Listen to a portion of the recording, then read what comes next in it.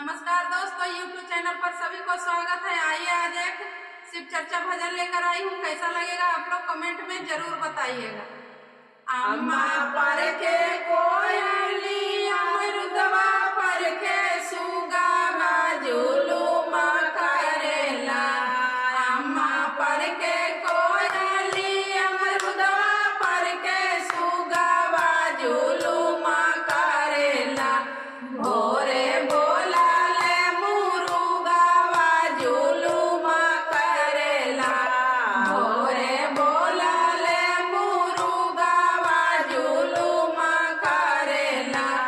दाया मांगे बैठाली ना बोला है मुरुगावा जुलुमा करेला।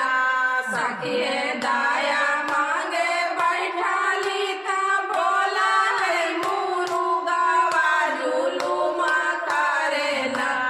हमरा बैठल धियाना मा जुलुमा करेला। हमरा बैठल धियाना मा जुलुमा करेला। अम्मा पर के कोयली अमृतवा पर के सुगावा जुलुमा करेला। अम्मा पर के कोयली अमृतवा पर के सुगावा जुलुमा करेला। भोरे बोला ले मुरुगावा जुलुमा करेला। भोरे बोला ले मुरुगावा जुलुमा करेला। चर्चा करे बैठा आशय साड़ी लोगावा जुलुमा करेला। चर्चा करे गेली आशय सावा लोगावा जुलुमा करेला। धैलियै गुरु पर धियाना मा जुलुमा करेला। धैलियै गुरु पर धियाना मा जुलुमा करेला।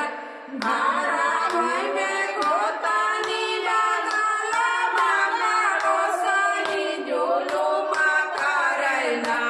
सगे घराही में गोतानी लगाला बाबा रोसनी जुलुमा करेला।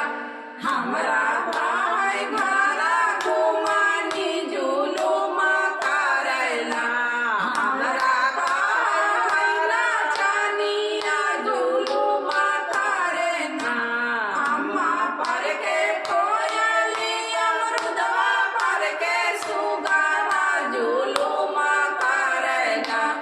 अम्मा पर के कोयली अमृतवा पर के सुगावा जुलुमा करेला।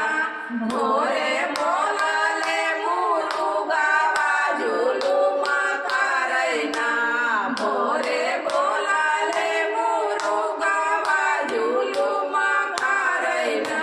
नामन का